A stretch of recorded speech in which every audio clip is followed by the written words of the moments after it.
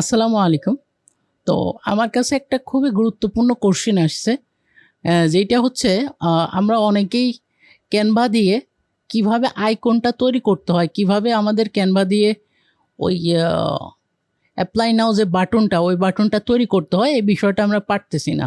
ঠিক আছে? যেমন মনে করেন সাপোজ আমরা যদি আ গুগলে এসে লিখি যে অ্যাপ্লাই নাও বাটন, সেক্ষেত্রে যে বাটনগুলি পাচ্ছি এইগুলো হয়তোবা আমাদের চয়েস হচ্ছে না। ঠিক আছে? এখন আমরা চাচ্ছি আমাদের নিজেদের মতো করে একটা বাটন ক্রিয়েট করে নেব। সেই ক্ষেত্রে কি করতে হয় বা কিভাবে ক্যানভা দিয়ে ক্রিয়েট করে, এই বিষয়টা আমরা অনেকেই জানি না। চলুন এই ভিডিওতে আমি টোটাল বিষয়টা দেখিয়ে দেই। যারা সিপিএ মার্কেটিংয়ের কাজ করেন তাদের ক্ষেত্রে, অথবা যারা মোটামুটি সোশ্যাল মিডিয়ার সাথে অ্যাক্টিভ আছেন, বিভিন্ন রকমের আইকন অথবা বিভিন্ন রকমের বাটন কিন্তু আমাদের প্রয়োজন পড়ে। তো এই ভিডিওটা দেখলে টোটালি বিষয়টা বুঝতে পারবেন। তো সর্বপ্রথম আমরা কি করতে পারি, আমরা একটা সাইজ নিতে পারি। এই সাইজটা নিয়ে অনেকেই মুশকিলে পড়েন যে সাইজটা কত নিব। দেখেন আমি একটা সাইজ নিয়েছি হচ্ছে 1000 বাই 1000। মূলত আইকনের যে ব্যানার সাইজটা, ওটা মূলত থাকবে না। ঠিক আছে? আমরা শুধু আইকনের সাইজটুকুই রাখবো।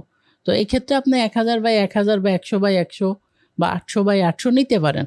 নেওয়ার পরে আপনি create a new design click করেন। এরপরে আপনার সামনে দেখেন 1000 বাই 1000 এর একটা স্কোয়ার একটা শেপ কিন্তু চলে আসছে। ঠিক আছে? বা আর্টবোর্ড চলে আসছে। এখন এই আর্টবোর্ডের উপর হচ্ছে আমরা মূলত কাজগুলি করব। ঠিক আছে?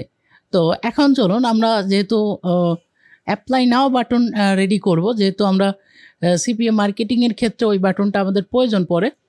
তো আমি এই টাইপের একটা শেপ আমি নিয়ে নিচ্ছি। তো মনে রাখবেন এই শেপের যে মাপটা বা এই শেপটা যে মাপে আমি নিব, এইটাই কিন্তু মূলত শো করবে। আর নিচে যে ব্যাকগ্রাউন্ডটা, এটা কিন্তু আমি রাখবো না। ঠিক আছে?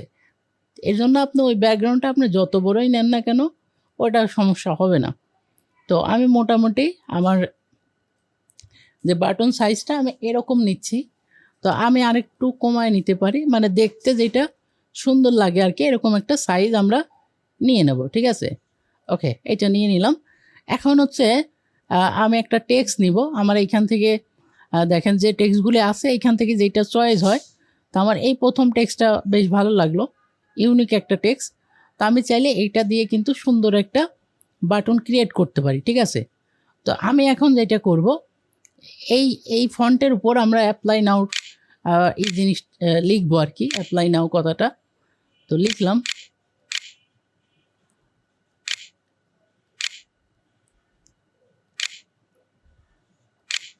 ওকে,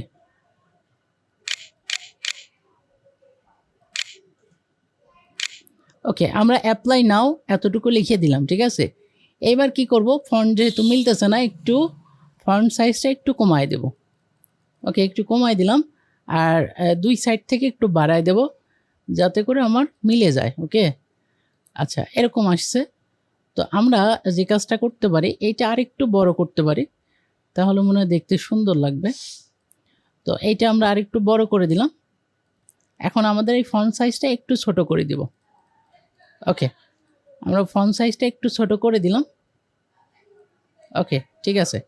এখন আমরা এই বাটনের কালারটা চেঞ্জ করে দিব। তো এইটা আমরা যে কালার নিতে পারি, তো আমরা এইটা নিয়ে নিলাম জাস্ট।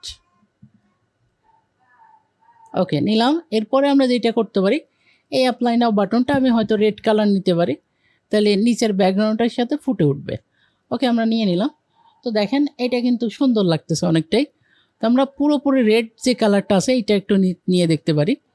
তো টোটাল রেড কালারটা নিলাম। ওকে, গুড, দ্যাটস এনাফ। হ্যাঁ, তো এই যে দেখেন আমার অ্যাপ্লাই নাও বাটনটা কিন্তু তৈরি হয়ে গেল।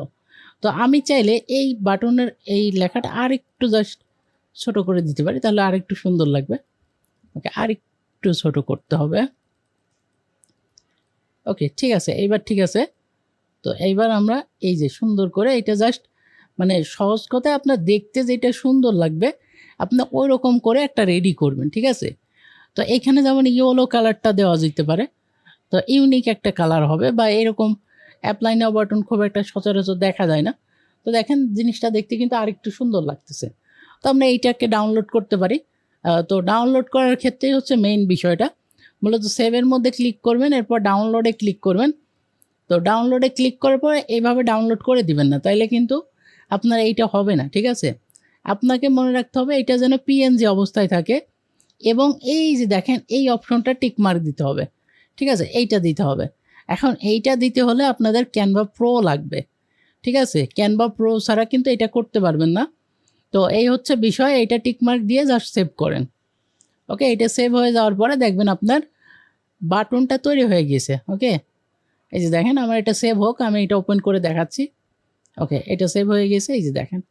তো আমি যখন ওপেন করব তখন দেখতে পাবেন বাটনটা আসলে কেমন দেখাচ্ছে। এই যে দেখেন, জাস্ট এতটুকুই কিন্তু শো করতেছে। ওকে, এই হচ্ছে আপনাদের যে প্রশ্নগুলো ছিল যে কিভাবে আমরা বাটন তৈরি করতে পারি ক্যানভা দিয়ে নিজেরা। তো দেখিয়ে দিলাম, আশা করি টোটাল বিষয়টা বুঝতে পারছেন। ধন্যবাদ।